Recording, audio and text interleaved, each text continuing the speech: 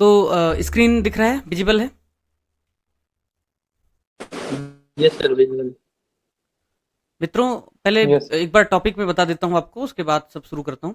आज का जो विषय है वो है भारत बांग्लादेश संबंध से रिलेटेड, और निबंध का विषय है बदलते परिप्रेक्ष्य में भारत बांग्लादेश संबंध।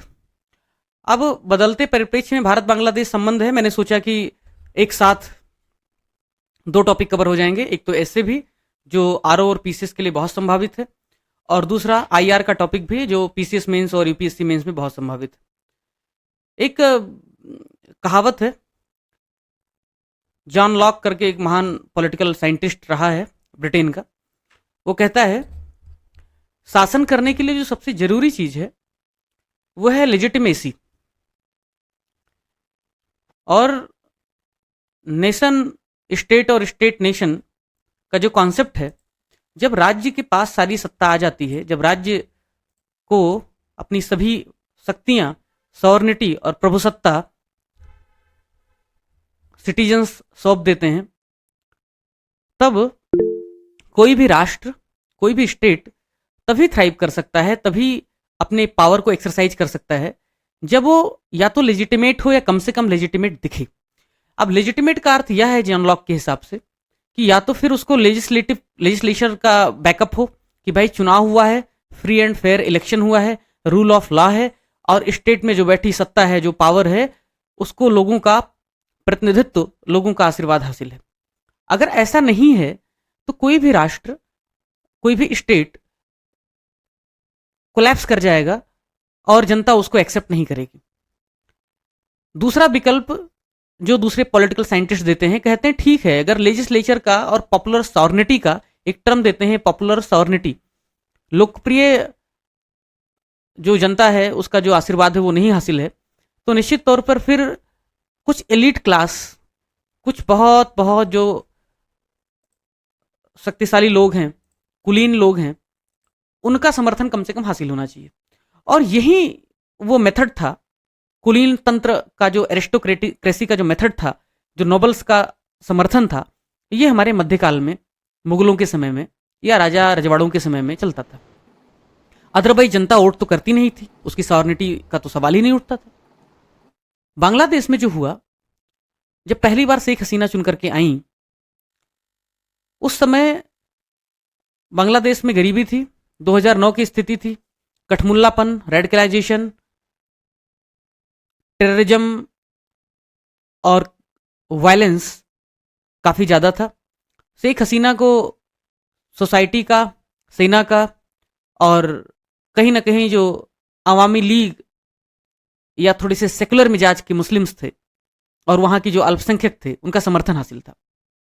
लेकिन पिछले दो चुनावों से धीरे धीरे वहाँ की जो सत्ता थी वह ऑटोक्रेटिक होती जा रही थी, तानाशाही की तरफ बढ़ रही थी।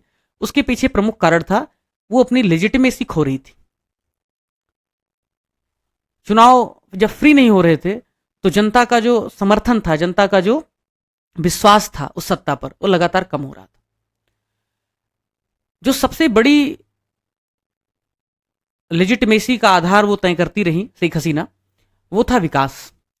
कि बांग्लादेश, जो जीएस का प्रश्न भी है, कि 2026 में set to be out from the league of developing status.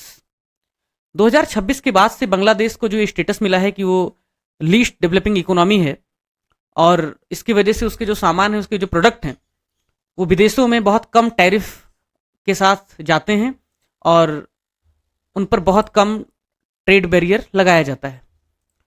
Bharat और बांग्लादेश फ्री ट्रेड एग्रीमेंट पर समझौता करने की कोशिश कर रहे थे, ताकि 2026 से बांग्लादेश का यह दर्जा जब छिन जाएगा तो उसको कोई नुकसान ना हो। लेकिन ये जो डेवलपमेंट था, जिसकी वजह से बांग्लादेश से जो हैंडलूम और जो कपड़े थे, इनका निर्यात बहुत बढ़ गया था, जिससे लोगों की आमदनी बढ़ी थी, नौकरियां मिली थी। बांग्लादेश कई पैरामीटर्स पर ह्यूमन डेवलपमेंट इंडेक्स के भारत से भी ज़्यादा बेहतर हो गया था, पर कैपिटा इनकम में शानदार किया था, साउथ एशिया का शेर, टाइगर, ये सब कहने लगे थे लोग। ऐसा क्या हुआ कि अचानक से शेख हसीना के खिलाफ जो पॉपुलर समर्थन था वो कम होने लगा? उसके पीछे पहला कारण माना जा सकता है कोविड का। कोविड आया, एक्सपोर्ट कम हुआ, नौकरियां जाने लगी, इकोनॉमिक डेवलपमेंट कंप्रोमाइज होने लगा। और 1-1.5 साल पहले तो श्रीलंका की क्राइसिस के समय लग रहा था कि बांग्लादेश में भी इकोनॉमिक क्राइसिस आ जाएगी, लगातार फॉरेक्स रिजर्व कम हो रहा था। तो इसकी वजह से इकोनॉमिक डेवलपमेंट प्रभावित हुआ। तो जो लोग अपीज हो रहे थे सिर्फ इकोनॉमिक डेवलपमेंट देख करके और शेख हसीना को सपोर्ट कर रहे थे, उनका भी समर्थन कम हो गया। फिर दूसरा बचा, लेजिटिमेसी तो था ही नहीं, चूंकि फ्री एंड फेयर इलेक्शन हो नहीं रहे थे, विपक्ष पार्टिसिपेट कर नहीं रहा था। दूसरा था उनका हार्ड हैंडलिंग, हाई हैंडेड जो उन्होंने हैंडल किया, खास करके जमाते इस्लामी और बीएनपी बांग्लादेश नेशनल पार्टी के लीडर्स को। उसके द्वारा उसका जो अपना कैडर बेस था जमाते इस्लामी का और बीएनपी का, वो बहुत नाराज हो गया। बांग्लादेश की सबसे चुनौतीपूर्ण स्थिति उसकी राजनीतिक नहीं है बल्कि उसकी सामाजिक है। बांग्लादेश के समाज में भी एक बड़ा विभाजन देखा जा सकता है। कैसे? यह है बांग्लादेश का वो हिस्सा या वो जनता का वो पार्ट जो सेक्युलर है, जो अवामी लीग को जिसने समर्थन किया, बांग्लादेश के मुक्ति संग्राम में जिसने भाग लिया, जिसने पाकिस्तान से आजादी का समर्थन किया, जो प्रो इंडियन है, जो प्रो डेमोक्रेसी है, जो प्रो शेख हसीना एंड मुजीबुर रहमान है। एक बड़ा हिस्सा जिसने कभी भी बांग्लादेश को पाकिस्तान से अलग होने का समर्थन नहीं किया, वो जमाते इस्लामी, बीएनपी और पाकिस्तान का समर्थक माना जाता है। वो सेकुलर नहीं बल्कि इस्लामिक राष्ट्र के सिद्धांतों के हिसाब से चलने के लिए कोशिश करता है। वो प्रो इंडियन नहीं बल्कि प्रो पाकिस्तान है। और शेख हसीना ने अभी जब छात्र आंदोलन को दबाने की कोशिश की तो एक टर्म इस्तेमाल किया, ये सब रजाकार।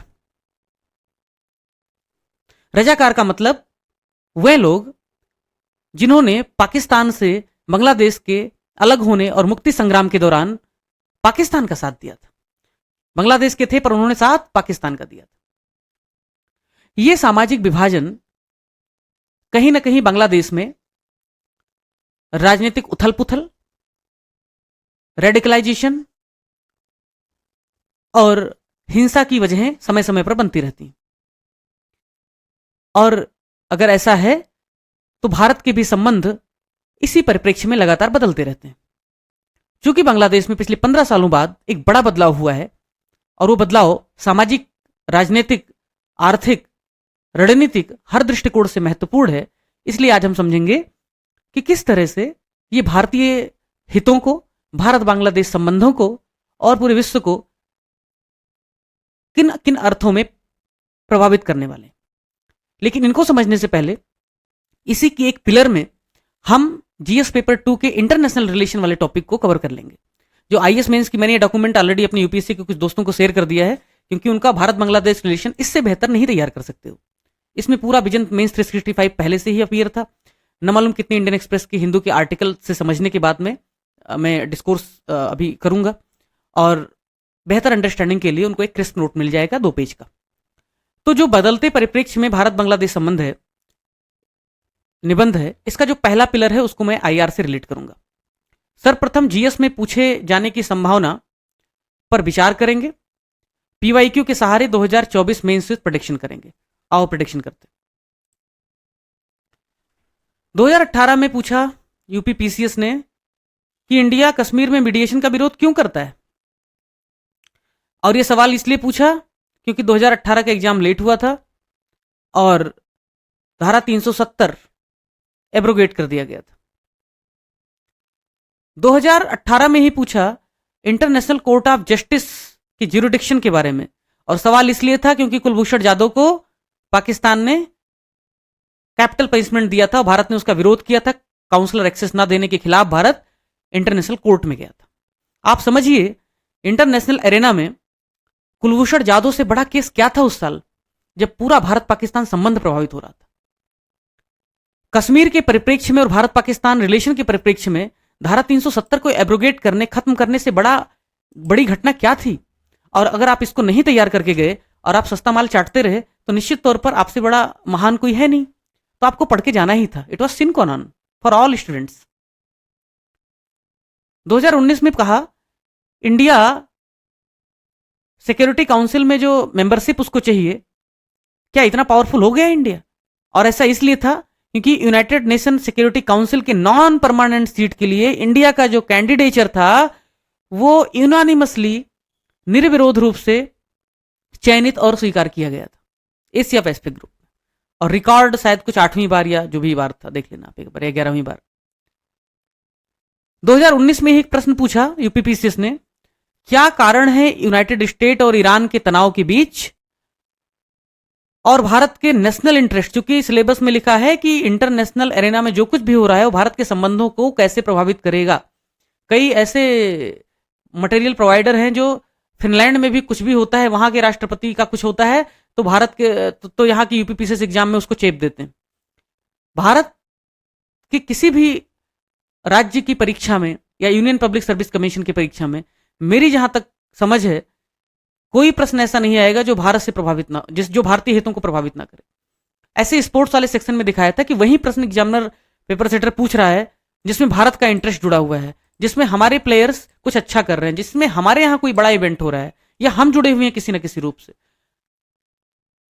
तो ये सब चीजें जो है अगर ठीक से समझा जाए, JCPOA joint comprehensive plan of action, जिसमें से अमेरिका का नेतृत्व कर रहे डोनाल्ड ट्रंप ने खुद को अलग कर लिया था, निश्चित तौर पर यह सवाल पूछा ही जाना था। इससे दुनिया का हित प्रभावित होने वाला था, भारत का विशेषकर, क्योंकि भारत और ईरान चाबहार पोर्ट से लेकर के और एनर्जी सिक्योरिटी तक, कनेक्टिविटी, एनर्जी सिक्योरिटी, न मालूम किस किस चीजों से जुड़े हुए हैं। और अब तो international north south corridor, transport corridor भी बहुत महत्वपूर्ण हो चला है, क्योंकि कुछ ही दिन पहले पहला शिपमेंट हमें रिसीव हुआ है। अमेरिका के साथ 2+2 वार्ता निश्चित तौर पे उस साल बहुत महत्वपूर्ण था।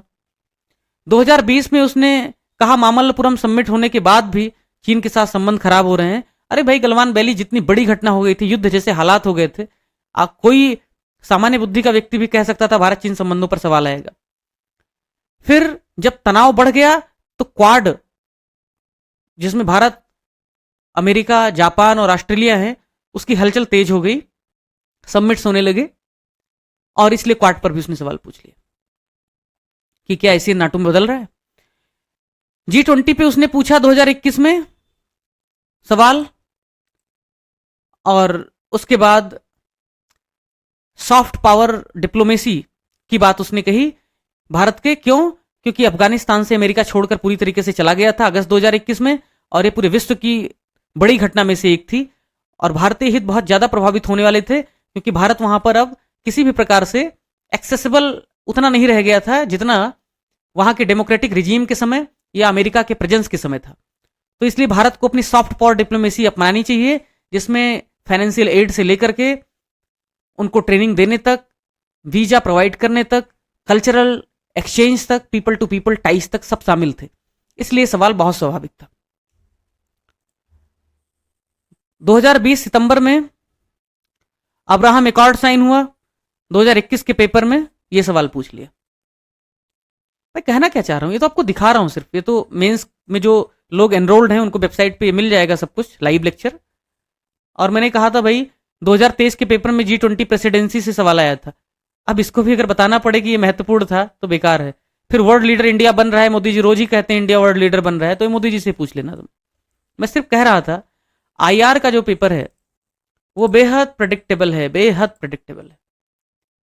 अगर इंटरनेशनल रिलेशन में, डिजास्टर मैनेजमेंट में आप पहले से प्रश्न तैयार करके नहीं जा रहे हैं तो आप यकीन कीजिए फिर आपकी पढ़ाई का कोई मतलब है नहीं।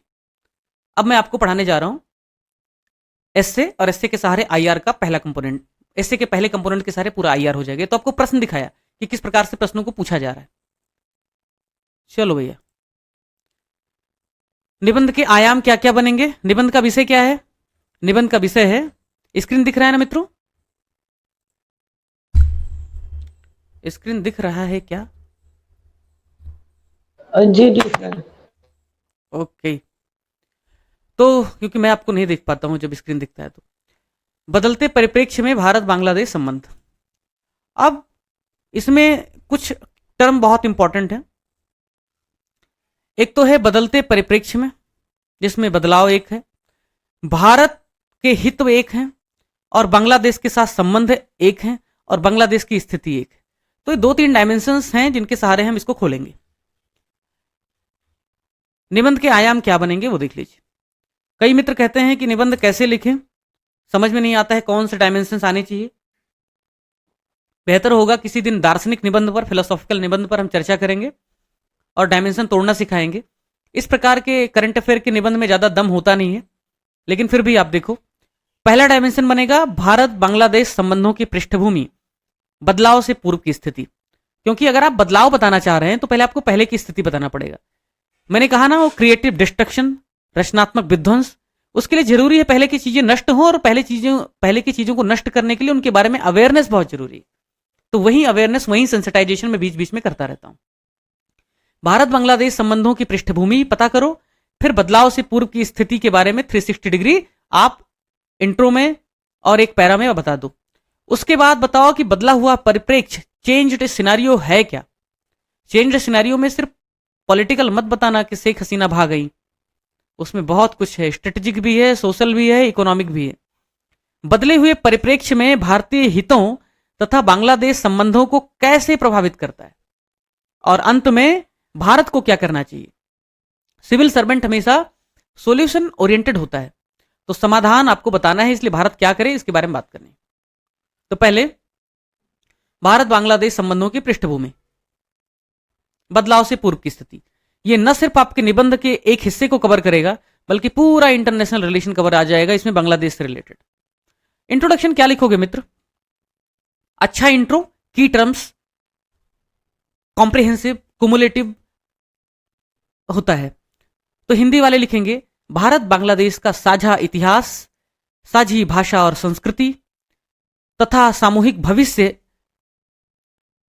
से जुड़ा हुआ है, अतः अब उसको विस्तार देंगे। अंग्रेजी वाले कहां से शुरू करेंगे? India and Bangladesh share a unique relationship intertwined by common history, language, culture and quest toward a collective future. फिर उसको विस्तार देंगे।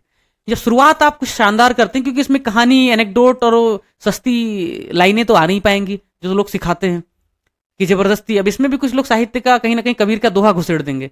क्यों? क्योंकि लोगों को समझ तो है नहीं कौन सी बात कहां कैसे कही जाती। कुछ लोग मैप बनाना शुरू कर देंगे। मैं एक बार यूपीपीसी जब दे रहा था लास्ट टाइम, तो मेरे आगे एक स्टूडेंट बैठी थी, वो निबंध में 2-2 3-3 मैप बना रही थी, और मुझे उसको देख के लग रहा था अपनी कला का इससे बेजा प्रदर्शन कहां कर सकता है कोई। तो बांग्लादेश भारत की जो एक्ट ईस्ट पॉलिसी है उसके केंद्र में है, और बांग्लादेश भारत के संबंधों की जो पूर्व पीठिका है, बदलाव के पहले की स्थिति है, उसके बारे में बात करते हैं। पहला डायमेंशन है इकोनॉमिक, उसमें ट्रेड और इन्वेस्टमेंट आ जाएगा। इंडिया ब्रांड इक्विटी फाउंडेशन अच्छा आर्टिकल दे रहा है, तो मैंने वहां से कुछ चीजें ली कि बांग्लादेश जो है, अच्छा ये सवाल यूपीएससी ने प्रीलिम में भी पूछा है। बांग्लादेश जो है वो भारत का दक्षिण एशिया यानी साउथ एशिया में सबसे बड़ा ट्रेड पार्टनर है, और जो है भारत बांग्लादेश के हिसाब से दूसरा सबसे बड़ा एक्सपोर्ट डेस्टिनेशन है। कोविड के पहले बहुत बूम कर रहा था ट्रेड, लेकिन कोविड के बाद थोड़ी सी कमी आई है, लेकिन फिर भी फाइनेंशियल ईयर 2023 में $14.22 बिलियन का टोटल ट्रेड हुआ है भारत और बांग्लादेश के बीच, जिसमें $12 बिलियन लगभग भारत ने एक्सपोर्ट किया है और $2 बिलियन बांग्लादेश ने भारत को एक्सपोर्ट किया। यानी कि ट्रेड सरप्लस है हमारे यहां, इसलिए भी आर्थिक लिहाज से बांग्लादेश हमारे लिए बहुत महत्वपूर्ण है। और मित्रों, डेटा डाल देने से चीजें सब्सटेंशिएट हो जाती हैं, उनकी वैलिडिटी हो जाती है। जैसे वोट डालकर जीत जाने से कोई पॉलिटिकल पार्टी की लेजिटिमेसी बरकरार हो जाती है सरकार की, उसी तरह से डेटा डालने से आपकी लेजिटिमेसी, आपकी बातों की लेजिटिमेसी बरकरार हो जाती है। भारत ने आर्थिक क्षेत्र में 3 लाइन ऑफ क्रेडिट दिया है बांग्लादेश को, जो टोटल $8 बिलियन का है। कनेक्टिविटी में हमने inland water transit and trade पर समझौता किया है, और आपको पता होगा कि बनारस से जो जहाज चला था, मुझे नहीं पता उसका नाम क्या है, कुछ स्विट्जरलैंड ने उसको बनाया था, गंगा विलास करके कुछ था, उसने यात्रा किया था और उसमें बांग्लादेश से होकर के भी शायद वो गुजरा था।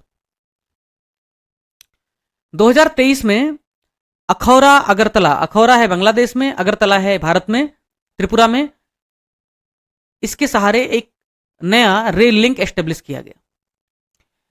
चूंकि नॉर्थ ईस्ट बांग्लादेश से घिरा हुआ है, इसकी वजह से हम साउथ ईस्ट एशियन जो कंट्रीज हैं, आसियान के कंट्रीज हैं, वहां तक अपने माल को एक्सपोर्ट नहीं कर पाते हैं, भारत ने चिट्टगांव या चिट्टग्राम जो उनका पोर्ट है और मोंगला जो पोर्ट है उसको एक्सेस देने का समझौता किया बांग्लादेश से, ताकि हमारा जो कार्गो है वो एक्सपोर्ट करने के लिए नॉर्थ ईस्ट से उधर जा सके। और मैंने ये जो फॉरेन मिनिस्ट्री है, मैंने देखा क्या क्या ऑपरेशनल है, वहां से मैंने उठाया कि अभी वर्तमान में भारत बांग्लादेश के बीच 3 रेलवे लाइन ऑपरेशनल हैं, जिसमें मैत्री है 2008, क्वेश्चन प्रीलिम में आ सकता है, कोलकाता से ढाका, ऐसे सवाल कुछ पूछा जाता है। बंधन एक्सप्रेस 2017 कोलकाता टू खुलना, और मिताली एक्सप्रेस 2022 में चालू किया गया न्यू जलपाईगुड़ी से ढाका, और ऐसा पश्चिम बंगाल से जुड़े हुए हैं।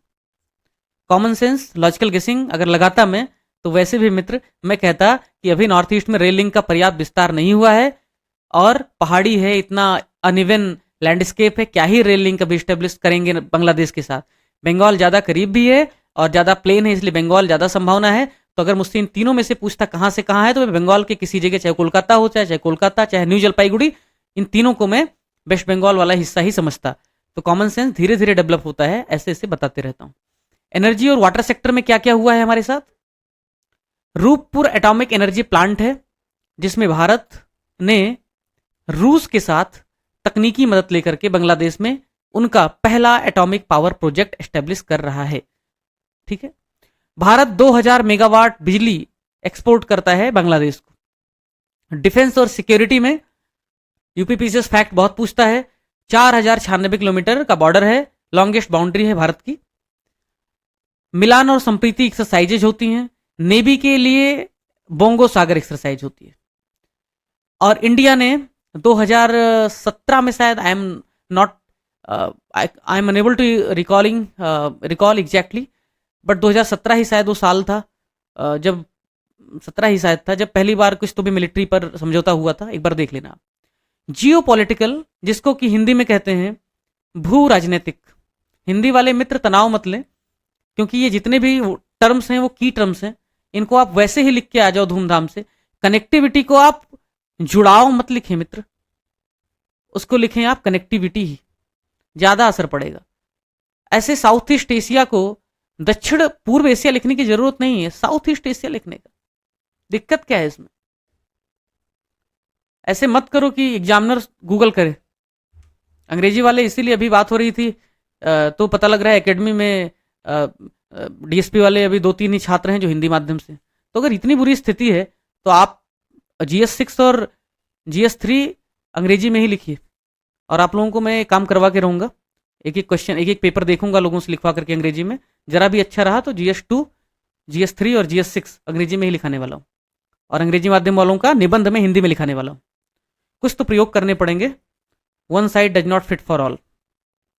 जियो पॉलिटिकल यानी भू राजनीतिक महत्व देखते हैं।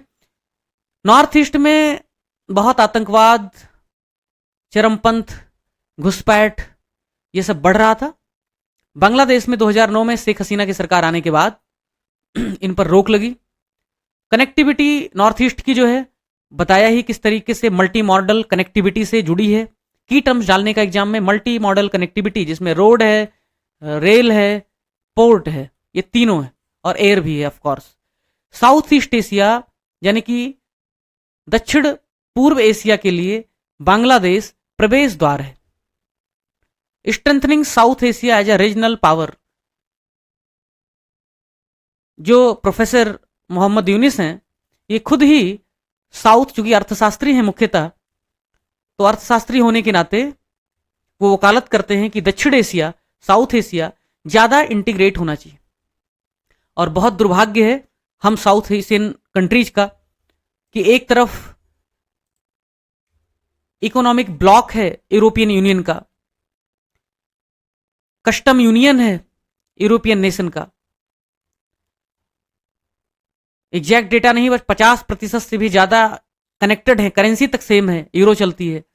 दूसरी तरफ भारत है जो 3-4% के आसपास ही इंटरकनेक्टेड है साउथ एशियन कंट्रीज के साथ, और साउथ एशियन कंट्रीज आपस में भी बिलो 10% कनेक्टेड है।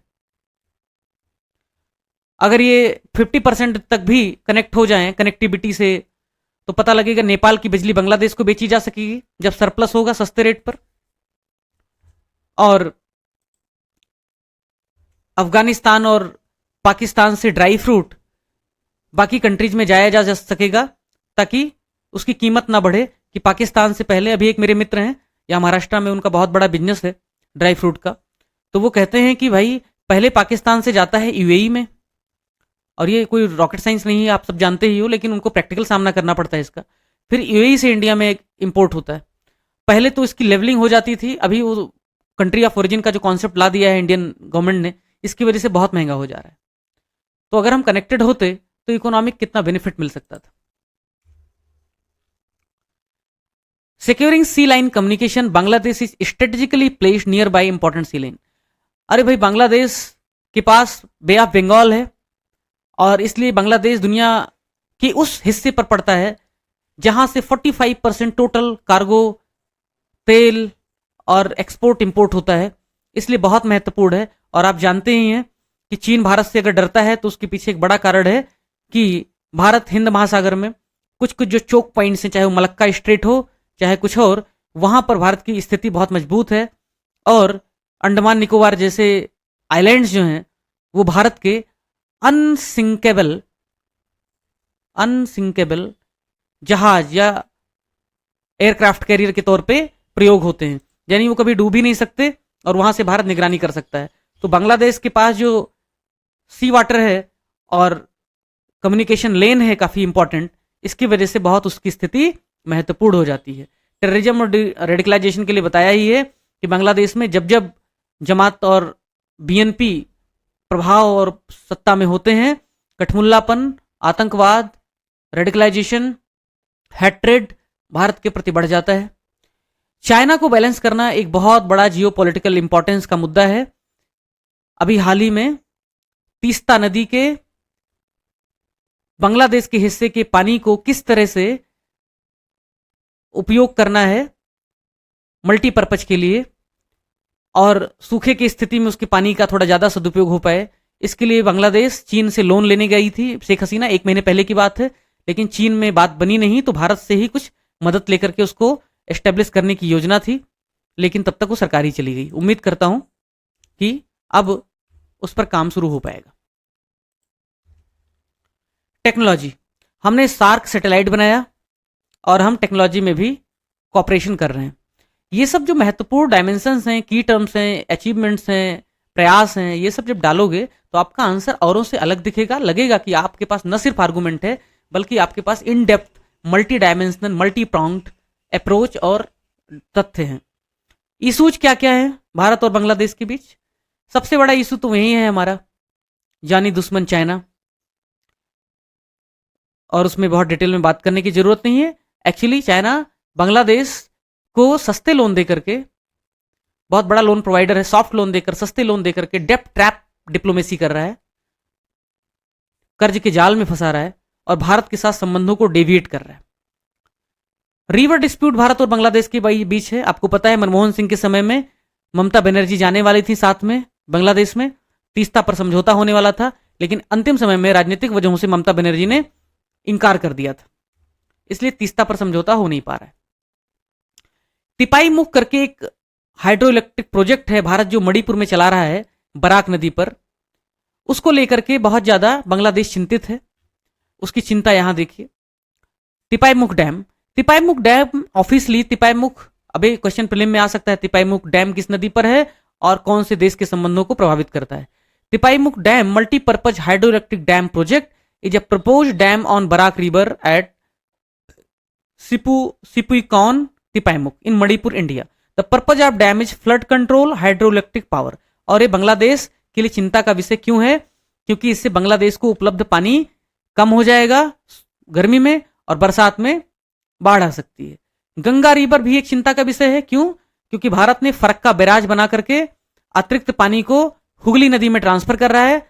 इसकी वजह से जब गर्मी होती है तो बांग्लादेश में पानी नहीं बचता है, क्योंकि गंगा डाउन स्ट्रीम है बांग्लादेश में, और जब बरसात आती है तो भारत अपना सरप्लस पानी छोड़ देता है, और इसकी वजह से वहां बाढ़ आ जाती है। इलीगल इमाइग्रेंट एक बड़ा मुद्दा है, क्योंकि हमने एनआरसी किया असम में, और लगभग 19 लाख असमीज को हमने इलीगल इमाइग्रेंट डिक्लेयर किया। बांग्लादेशी दीमक हैं, बांग्लादेशी ये हैं वो हैं, ये तो हम नारा सुनते ही रहते हैं। बॉर्डर बहुत लंबा है, 4096 किलोमीटर है, और सब पर बाड़ लगाना या सबको स्मार्ट फेंसिंग करना संभव नहीं है। इसकी वजह से भी स्मगलिंग होता है, ड्रग्स का ट्रैफिकिंग होता है, काऊ का और इंसानों का भी आर्म्स आते हैं उधर से, ड्रग पेडलिंग होती है और कैटल वाला इशू तो है ही। प्रोजेक्ट जो भारत अनाउंस करता है, भारत ने कहा हम $8 बिलियन का सॉफ्ट लोन देंगे, लाइन ऑफ क्रेडिट देंगे, लेकिन उसका सिर्फ 10% ही एग्जीक्यूशन हो पाया। तो हम बातें बड़ी बड़ी करते हैं लेकिन हम इंप्लीमेंटेशन कम करते हैं। इंक्रीजिंग रेडिकलाइजेशन बता चुका हूं ऑलरेडी यार। इसका समाधान क्या होना चाहिए? पहला तो प्रोफेसर यूनिस अब इंटरिम गवर्नमेंट के हेड बने और सलाहकार हैं। मुझे उम्मीद है और पूरे देश को उम्मीद है कि अब वो साउथ एशिया को इंटीग्रेट करने के अपने विचारों को और आगे बढ़ाएंगे और इकोनॉमिक रिलेशन जो हैं उनको आगे रखेंगे, बजाय इसके कि शेख हसीना हमें वापस करो। Leveraging India soft power. आप हित और दुश्मन बदल सकते हैं लेकिन पड़ोसी नहीं बदल सकते। उसके पीछे जो कारण है वो ज्योग्राफी तो एक है ही, एक दूसरा है पीपल टू पीपल टाइज। आज भी देखिए बांग्लादेश के लोग वैसे ही साड़ी पहनते हैं जैसे बंगाल के लोग, बांग्लादेश के लोग वैसे ही मछली और हिल्सा फिश खाना पसंद करते हैं जैसे बंगाल के लोग, बांग्लादेश के भी लोग वैसे ही भाषा, उनका राष्ट्रगान भी वहीं, उनकी संस्कृति भी वहीं, उनकी जो मानवीय सांस्कृतिक और आम जीवन की जो प्रेरणा है, जो प्रिवेलिंग कस्टम्स हैं, उनकी प्रेरणा वो अखंड भारतीय संस्कृति से ही हासिल करते हैं। इसलिए भारत और बांग्लादेश भौगोलिक, राजनीतिक और अंतर्राष्ट्रीय स्तर पर भले अलग अलग दिखते हों, लेकिन उनकी सांस्कृतिक अस्मिता, उनकी आत्मीयता और उनकी संस्कृति लगभग उतनी ही पुरानी, उतनी ही वाइब्रेंट और लगभग वैसी ही है जैसे हमारी। Focus on multi dimensional multi modal connectivity, आपको बता दिया है कि किस तरीके से हम बिम्स्टेक में सहयोग कर रहे हैं, नैम में सहयोग कर रहे हैं, BBIN में सहयोग कर सकते हैं, सार्क में सहयोग कर रहे हैं। इसके अलावा नॉर्थ ईस्ट के साथ रेल, रोड और पोर्ट की कनेक्टिविटी स्टैब्लिश करके हम नॉर्थ ईस्ट को डेवलप कर सकते हैं, उसके एक्सपोर्ट को बढ़ा सकते हैं और ज्यादा कनेक्टेड साउथ एशिया और साउथ ईस्ट एशिया का निर्माण कर सकते हैं। एक कंक्लूजन जो मैंने इसमें रखा है, प्रधानमंत्री नरेंद्र मोदी ने इसको अपने भाषण में कहा था कि भारत और बांग्लादेश के बीच रिलेशन अब सोनाली अध्याय, सोनाली बांग्ला वर्ड है जिसको कहते हैं हिंदी में स्वर्णिम अध्याय और अंग्रेजी में कहते हैं गोल्डन चैप्टर। अंग्रेजी वाले मित्र ज्यादा अंग्रेज न बने, सोनाली अध्याय ही लिखें क्योंकि यही मूल शब्द है और अंग्रेजी में उसको ब्रैकेट में गोल्डन चैप्टर लिख के आना। अंग्रेजी वाले लोगों का मैंने एक अलग किस्म का बर्ताव देखा है, तो मुझे मैसेज में आके कहते हैं कि दोनों भाषा के लिए आप बाइलिंगुअल काम करेंगे ना, और फिर वो मुझसे कहते हैं कि हिंदी मुझे समझ में नहीं आती, और हिंदी वाले कहते हैं हम मेजॉरिटी में हैं 80%, हमें अंग्रेजी समझ में नहीं आती। आज तक मुझे समझ में नहीं आता है, सिविल सर्विसेज की परीक्षा की तैयारी कर रहे हो, इतना हिंदी अंग्रेजी से डरते क्यों हो? दोनों भाषा को आत्मसात कर लो ना। लोग दो दो पत्नियों के साथ एक साथ रह लेते हैं, तुम दो भाषा के साथ नहीं रह सकते। दूसरा जो डायमेंशन था वो था बदला हुआ परिप्रेक्ष्य क्या है। अगर आप देखें यहां पर शुरुआत में पहला डायमेंशन था भारत बांग्लादेश संबंधों की पृष्ठभूमि। मुझे नहीं लगता है कि इससे ज्यादा कुछ पूछेगा या बताने की जरूरत है, पूरा IR पेपर कवर हो गया बांग्लादेश के संबंध में। और निबंध का पहला डायमेंशन भारत बांग्लादेश संबंधों की पृष्ठभूमि तय हो गया। कंट्रास्ट बताने के लिए बैकग्राउंड बताना पड़ता है। बदला हुआ परिप्रेक्ष्य क्या है दूसरा, और बाद में बाकी दोनों बदले हुए परिप्रेक्ष्य में भारतीय हित और बांग्लादेश के साथ संबंध कैसे प्रभावित होंगे, और लास्ट में भारत को क्या करना चाहिए। तो अब दूसरा डायमेंशन देखते हैं, भारत बदला हुआ परिप्रेक्ष्य क्या है बांग्लादेश में, और फिर आगे बात करेंगे। बदला हुआ परिप्रेक्ष्य ऐसे है मित्र कि आपको पता है कि 2009 में, ऑलरेडी मैं इसको इंट्रोडक्टरी लाइन में बोल चुका हूं, 2009 में शेख हसीना की गवर्नमेंट आई। उसमें राजनीतिक जो विचारधारा थी वो सेकुलर थी, मुक्ति संग्राम के भावनाओं के अनुरूप थी, डेमोक्रेटिक और ह्यूमेन और माइनॉरिटी प्रोटेक्शन के सिद्धांतों को आगे ले जाने के लिए ओतप्रोत थी। लेकिन वही सरकार कोरोना के बाद से आर्थिक प्रगति की रफ्तार धीमी होने, जमात और बीएनपी के लीडर्स को hard handed high handedly control करने, एग्जीक्यूट करने, फांसी देने और स्टूडेंट मूवमेंट को रजाकार कहकर संबोधित करने, सुप्रीम कोर्ट के फैसला जिसमें कहा गया था कि ये जो आंदोलन चला उसकी पृष्ठभूमि थोड़ी सी बता देता हूं ताकि बैकग्राउंड आपको समझे कि बदला हुआ परिप्रेक्ष्य क्या है। राजनीतिक तो आपको बता ही दिया, ऐसे बता देता हूं कि क्या हुआ कि मुक्ति संग्राम में जो लोग लड़े, मुक्ति संग्राम में जो लोग लड़े उनके बलिदान को, और आपको पता है भारत में भी जो स्वतंत्रता संग्राम में लड़े उनको रिजर्वेशन से लेकर पेंशन तक काफी कुछ दिया जा रहा है। तो मुक्ति संग्राम में जो लोग लड़े उनकी जो पीढ़ियां थी उनको सरकारी नौकरियों में रिजर्वेशन देने की व्यवस्था की गई और रिजर्वेशन 50% तक कहीं कहीं पहुंच गया था। इसको लेकर जब आंदोलन चला कुछ साल पहले तो सरकार ने कहा ठीक है हम वापस ले लेते हैं। तो सरकार को पता था कि यह आंदोलन हमारे खिलाफ जा सकता है, इसलिए सरकार ने वापस ले लिया। लेकिन मामला हाई कोर्ट में गया, अपील हुआ। हाई कोर्ट ने फिर से उस रिजर्वेशन सिस्टम को, आरक्षण सिस्टम को बहाल कर दिया। इसकी वजह से आंदोलन फिर से बहुत उग्र हो गया। सरकार को पता था यह बहुत विरोध का आंदोलन है। क्यों? क्योंकि आरक्षण मिल रहा था किनको? जिन्होंने मुक्ति संग्राम में भाग लिया था। मुक्ति संग्राम में किनने भाग लिया था? उन्होंने भाग लिया था जो मुक्ति संग्राम के अग्रदूत बंगबंधु मुजीबुर रहमान के आदर्शों को मानने वाले लोग थे, आवामी लीग की राजनीतिक विचारधारा को अपनाने वाले लोग थे, सेकुलर बांग्लादेश की भावनाओं का आदर करते थे। लेकिन यह हिस्सा बहुत मुट्ठी भर था। बाकी लोग तो वहीं कठमुल्ला और रेडिकलाइजेशन की परंपरा को निभाने वाले लोग थे, इस्लामिक गणराज्य को पैरवी करने वाले लोग थे। तो उनके बीच ये फूट, उनके बीच ये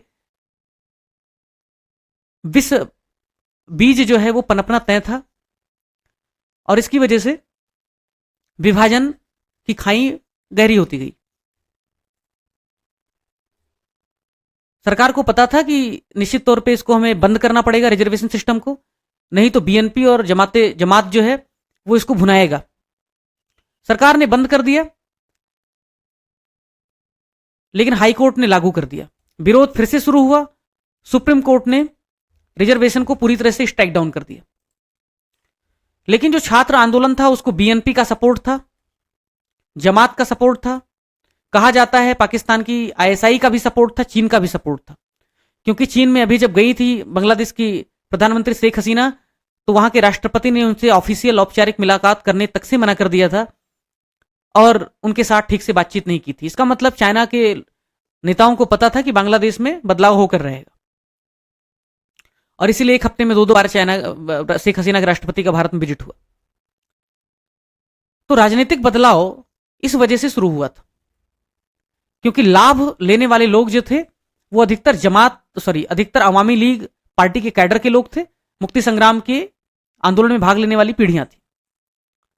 दूसरा, आर्थिक प्रगति जो 2020 तक बहुत तेजी के साथ चल रही थी बांग्लादेश की, एचडीआई इंडिकेटर इंप्रूव हो रहे थे, उसमें कमी देखी गई कोरोना की वजह से।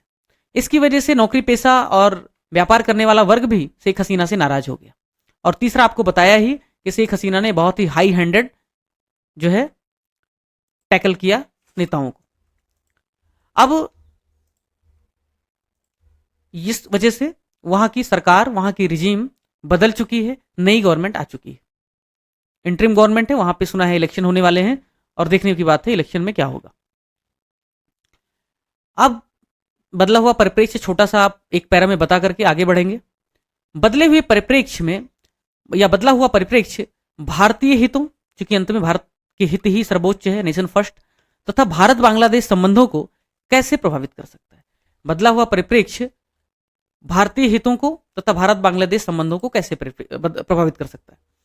अब किसी भी निबंध में, किसी भी डायमेंशन में अगर आप डिसेंट्रलाइज कर लेंगे, तोड़ लेंगे, तो काम करना आसान हो जाएगा। भारतीय हित और भारत बांग्लादेश संबंध किन किन क्षेत्र में प्रभावित होंगे? पहला, राजनीतिक, दूसरा डिफेंस, तीसरा इकोनॉमिक, चौथा फॉरेन रिलेशन, पांचवा अदर्स। पॉलिटिकल में क्या होगा? यह बिल्कुल स्पष्ट है कि अब पॉलिटिकल संबंध, राजनीतिक संबंध जो है सरकार टू सरकार के स्तर पर उतने मधुर, उतने वाइब्रेंट और प्रो इंडियन नहीं रह जाएंगे, क्योंकि जो भी सरकार बनेगी वो शेख हसीना को डिपोर्ट करने की मांग करेगी और इसमें कुछ गलत नहीं। तो पॉलिटिकल टाइज अब अनुकूल नहीं रहेंगे। इसके अलावा भारत और बांग्लादेश के बीच जो समझौते हुए हैं उसमें इससे पहले हम काफी कुछ त्याग करते थे, देते थे, जैसे कि हमने 2015 में जो लैंड बाउंड्री एग्रीमेंट किया 99th कॉन्स्टिट्यूशनल अमेंडमेंट करके, और बांग्लादेश ने आतंकवाद पर जो कंट्रोल किया बहुत ही इफेक्टिवली, अब उतना शायद प्रोएक्टिव स्थिति नहीं बचेगी। डिफेंस में हम बांग्लादेश को डिफेंस एक्सपोर्ट करते थे, बांग्लादेश हमें इंटेल साझा करता था, भारत के हितों को प्रभावित करने वाले किसी भी ग्रुप में, किसी भी संस्था से जुड़ाव नहीं रखता था। अब शायद उतनी बेहतर स्थिति नहीं रहेगी। आर्थिक स्थिति की यहां तक बात की जाए, भारत और बांग्लादेश के बीच, बांग्लादेश जब भी कोई प्रोजेक्ट एस्टेब्लिश करता था तो कोशिश करता था सबसे पहले भारत उसे पूरा करे या भारत की सहमति के साथ ही उस प्रोजेक्ट पर आगे बढ़ा जाए। अब ज्यादा संभावना है कि बांग्लादेश कोशिश करेगा कि चीन से सस्ता लोन मिल रहा है या कहीं और से सस्ता लोन मिल रहा है, वहां उनके पास जाएंगे। दूसरी कोशिश करेगा, जैसे मालदीव ने कोशिश किया, कि खुद से या तो चीजों को डेवलप करेंगे या उसमें टेक्नोलॉजी इंडियन ना हो। फॉरेन रिलेशन की जहां तक बात करें, बांग्लादेश और भारत विकासशील देशों के मंचों पर एक साथ दिखाई देते थे, संयुक्त राष्ट्र में एक दूसरे के साथ सहयोग करते थे, आतंकवाद से जुड़े हुए मुद्दे पर एक दूसरे का समर्थन करते थे। बहुत बड़ी संभावना है कि बांग्लादेश अब पाकिस्तान का उतना मुखर विरोध नहीं करेगा। पाकिस्तान के संबंध बांग्लादेश के साथ अब ज्यादा मधुर हो सकते हैं, उनका व्यापार बढ़ सकता है और इसी के साथ उनकी कोलिजन, उनका ग्रुपिंग भी कहीं ना कहीं भारत के खिलाफ हो सकता है। ये सब संभावनाएं हैं। बांग्लादेश के लोग भी समझदार हैं, जो कुछ भी करेंगे समझदारी से करेंगे। और ट्रेड जो अपवर्ड साइड था इकोनॉमिक फैक्टर में, भूल गया बात करना, जिसमें $14 बिलियन का ट्रेड हो रहा है, 12 भारत एक्सपोर्ट कर रहा है, 2 इंपोर्ट कर रहा है। बांग्लादेश अब ज्यादा एग्रेसिवली डिमांड करेगा कि आपको हम प्रोडक्ट पे या तो टैरिफ बढ़ा देंगे या फिर आप इस ट्रेड डेफिसिट को कम कीजिए। भारत को क्या करना चाहिए? यह अच्छा प्रश्न है, भारत को क्या करना चाहिए। विदेश मंत्रालय के ऑफिसर्स, राजनीतिक गलियारों में यह चर्चा बहुत आम होगी। भारत को क्या करना चाहिए? पहली चीज तो भारत की सबसे पहली प्रायोरिटी है, और मैंने पिछले एक हफ्ते में Hindu express, business standard, ORF, इनके जो आर्टिकल्स थे उनको छाना, और जो मुझे बड़े बड़े कॉलमिस्ट या जो भी कमेंटेटर्स हैं उनकी जो राय समझ में आई, उन राय के आधार पे मैंने एक ही लाइन में यहां कहा कि नई सरकार या मिलिट्री के साथ जो संबंध हैं भारत को बहुत फेवरेबल रखना चाहिए। अंत में भारत का हित सबसे पहले है, शेख हसीना का हित सबसे पहले नहीं है। तो नई सरकार या मिलिट्री के साथ संबंध भारत को वैसा रखना चाहिए जैसा हमने श्रीलंका में किया, कि भाई सरकार बदल गई, मैत्रीपाला सिरिसेना की, राजपक्षे के भाई ने शासन ग्रहण किया, तो हमने उनके साथ भी अच्छे संबंध रखे। म्यांमार में हमने जो गलती की थी कि आंग सान सूकी को रिहा नहीं करोगे, डेमोक्रेसी लाओगे नहीं, तुम संबंध अच्छे नहीं रखेंगे, वेस्टर्न कंट्रीज के प्रोपेगेंडा को हमने सपोर्ट किया, भारत का इतना बड़ा नुकसान हुआ कि नॉर्थ ईस्ट में उल्फा से लेकर के न मालूम क्या क्या पसर गया। अब भारत को समझ में आया कि आंग सान सूकी को फिर से जेल में डाल दिया गया है, झुंटा रिजीम है, उसके बावजूद भी हम म्यांमार का खुलेआम विरोध नहीं करते हैं, उनके साथ संबंधों को नॉर्मल रखते हैं, और इसी नॉर्मल संबंधों की वजह से ही ऑपरेशन सनराइज, जिसके माध्यम से नॉर्थ ईस्ट में आतंकवाद, उग्रवाद फैला रहे आतंकवादियों को म्यांमार में घुस करके हमने मारा है, संभव हो सका है। तो नई सरकार और मिलिट्री के साथ भारत को संबंध अच्छा रखना चाहिए, किसी भी प्रकार का पास्ट का बैगेज, हसीना का बैगेज लेकर के नहीं चलना है।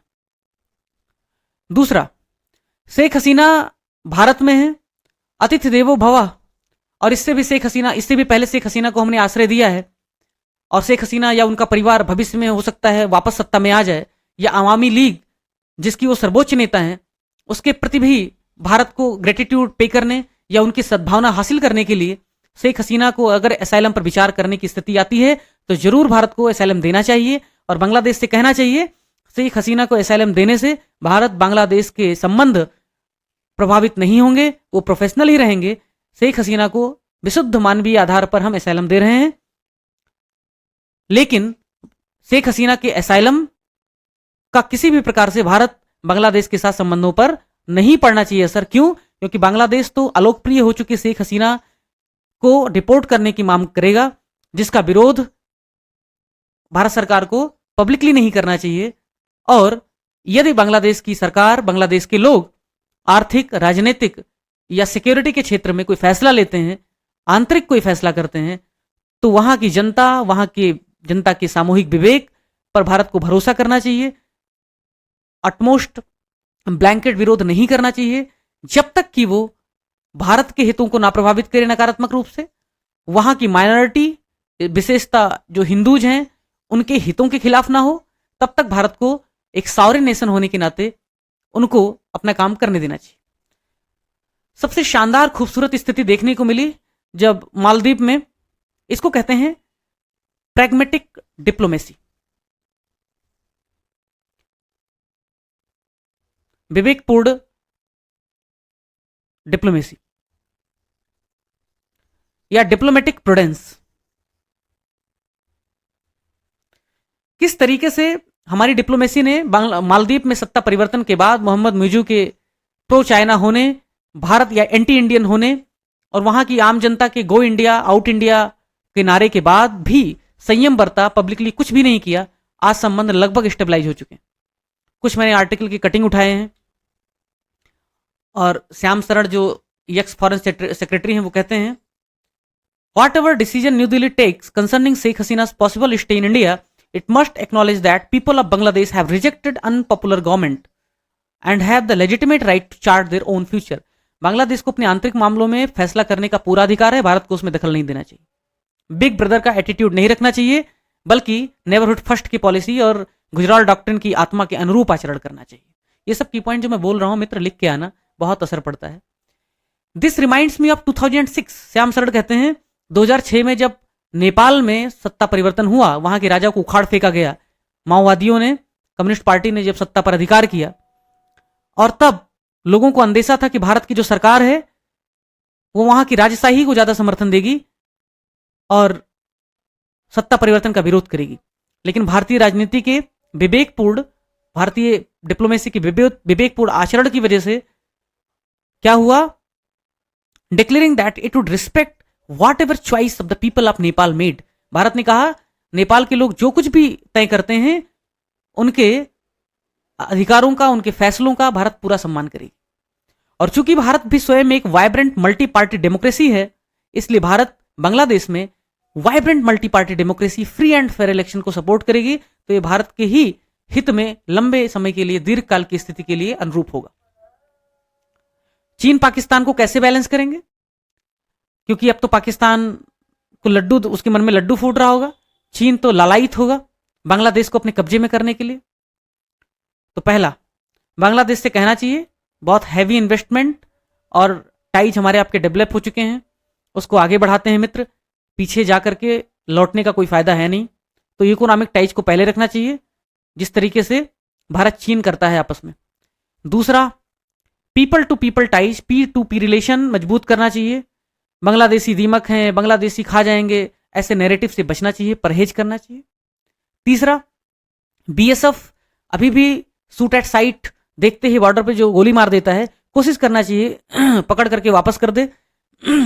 एक रिपोर्ट के अनुसार 2001 से 2011 के बीच 1000 बांग्लादेशी को बॉर्डर पे मार दिया गया है सिक्योरिटी फोर्सेस के द्वारा घुसपैठ करते वक्त। कोशिश करना चाहिए इस तरीके की घटना ना हो, इससे संबंध बिगड़ सकते हैं।